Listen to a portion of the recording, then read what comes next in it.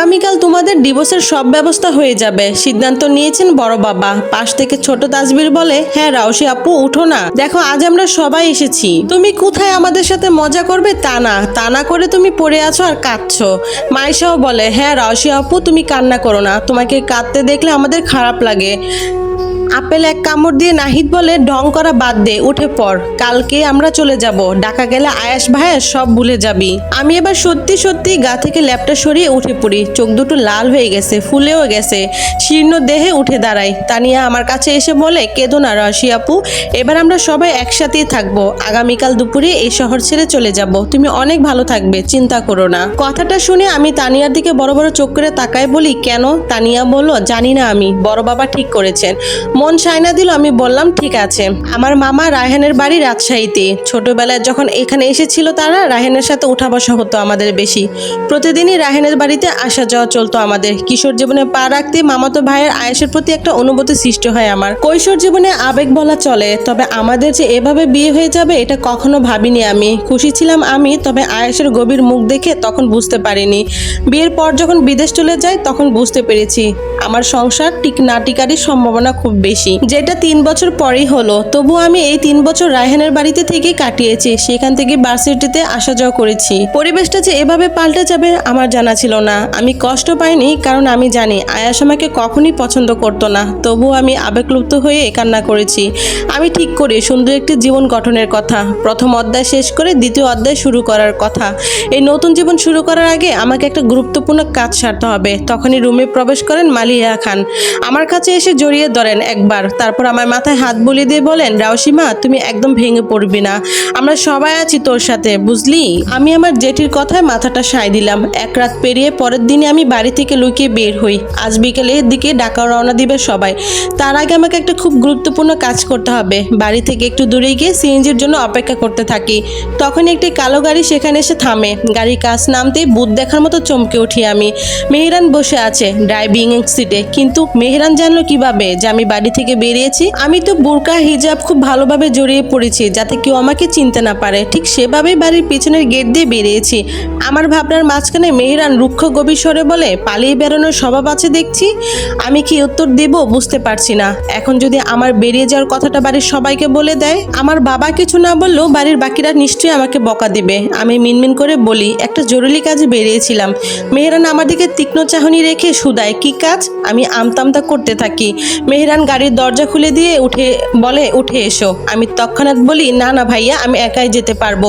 মেহেরান চোখ রাঙায়। তার চোখ রাঙানি দেখে ভয়ে বুক কেঁপে ওঠে আমার।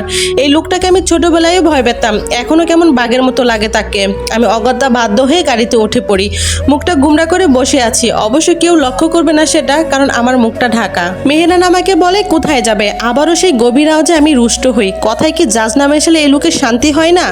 আমি আবার মুখটা গুমরা করে উত্তর দেই, মামার বাসায়। বলে মুখে হাত দেই, মুখ ফসকে বলে ফেলেছি। ব্রুকুটি হয়ে যায় মেহেরানের। এই সময়ে মামার বাসায় গিয়ে কি করবে? কিসের জন্য? আমি আবারও আমতামতা করে বলতে থাকি। মেহেরান আমার মামার বাড়ি চেনে না। ঠিকানা জানতে চাইলে আমি এবার খুশি খুশি ঠিকানা বলে দেই। বাসার সামনে নামতেই মেহেরানও আমার পিছনে পিছনে নামে। আমার মেহেরানকে কিছু বলার নেই, ভয় পাই আমি লোকটাকে। এখন যদি যেতে নিষেধ করে, পরে আবার বাড়ির সবাইকে যদি বলে দেয়, সেগুলো ভাবতে ভাবতে বাড়ির সামনে গিয়ে বাড়ির কলিং বেল অনবরত বাজাতে থাকি আমি। কিছুক্ষণ পর আয়াস দরজা খুলে দেয়। আমাকে দরজার সামনে দেখে অবাক হয়, আমার পিছনে মেহেরানকে দেখেও অবাক হয় আরো গভীর হয়ে। রায়হান আর আমেনা বেগম বেরিয়ে আসে, মানে আমার শ্বশুর শাশুড়ি ঘর থেকে বেরিয়ে এসেছে। কে এসেছে দেখতে। আমি কিছু না বলে হুট করে আয়েশা গেলে পরপর বড় বড় দুটো চর বসিয়ে দেই। এতে চমকে যায় আমার শ্বশুর শাশুড়ি। আমার শ্বশুরও চুপ হয়ে যায়। আয়েশের নব্য স্ত্রী অনিমাও এটা দেখে হতবম্ব হয়। পেছনে দাঁড়ানো মেহেরানও যেন অবাক হয়, কিন্তু তার ঠোঁটের কোণায় যেন হাসির রেখা দেখা যায়। আয়েশ গালে হাত দিয়ে অগ্নিজরা গলায় বলে, আমার বাড়িতে এসে আমার মারছিস তুই? তোর এত সাহস হলো কিভাবে? আমিও আয়েশের সাথে তুই তুকারি করে কথা বলছি। আমার তুই তুকারি শুনে সবাই চমকে যায়। তারপর সেখান থেকে আমি মামা মামির কাছে বিদায় নিয়ে চলে আসি একেবারের জন্য। মামা মামিকে বলে আসি, মামা মামি, আমি যদি এই 3 বছরে কোনো ভুল করে থাকি আমাকে ক্ষমা করে দিও। আমি আর কখনো তোমাদের বাড়িতে আসবো না। আমি চাই না আমার জন্য আয়েশ ভাইয়ের জীবনটা নষ্ট হয়ে যাক।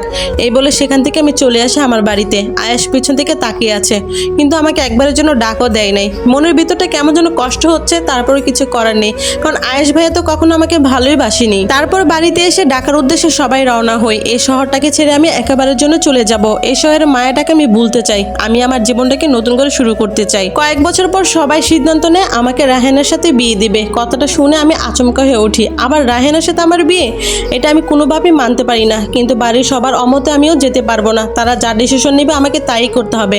বাধ্য হয়ে আমি রায়হানকেই বিয়ে করি। রায়হান আমাকে ছোটবেলা থেকে ভালোবাসতো, কিন্তু কখনো প্রকাশ করতে পারেনি। সে প্রকাশ করার আগেই বাইরে চলে গিয়েছিল। আর এখন যেহেতু তার সামনে এত বড় একটা সুযোগ এসেছে, সে কখন এটা হাতছাড়া করতে চাবে না। তারপর সব আত্মীয় স্বজনরা মিলে আমার এই বিয়েটা দুমদাম করে দেওয়া হয়। প্রথম বিয়েটা অবশ্য আমার কোনো দুমদাম ছিল না, হুট করে হয়ে গেছিল। আমার এই বিয়েটা আমার মনের মতো হয়েছে। হয়তো আমি আমার মনের মতো একটা জীবন সঙ্গীও পেয়েছি, জানি না বাকি জীবনে কেমন থাকতে পারবো। বিয়ের পরে রায়হান আমাকে সবসময় বলতো, তোমার যেমন ভাবে চলাফেরা করতে ইচ্ছে করে ঠিক সেমন ভাবেই করবা, আমার কোনো বাধা নেই। আমি চাই তুমি খুশিভাবে থাকো। আমি বাইরে চলে যাওয়ার পরও তুমি ঠিক এভাবেই থাকবে, তোমার জীবনে আনন্দটা নিয়ে থাকবে। আমি চাই না তুমি আর দ্বিতীয়বার কষ্ট পাও। আমি তোমার অতীত সম্পর্কে সবকিছু জেনেই তোমাকে বিয়ে করেছি, কারণ ছোটবেলা থেকে তোমার প্রতি আমার একটা ভালোবাসা ছিল, যা আমি কখনোই প্রকাশ করতে পারিনি। হয়তো বিধাতা আমাকে সেই সুযোগটা দিয়েছে, আর সেই সুযোগটা আমি চাই না হাতছাড়া করতে। আমি বাইরে যাওয়ার পর তুমি নিজের খেয়াল রেখো।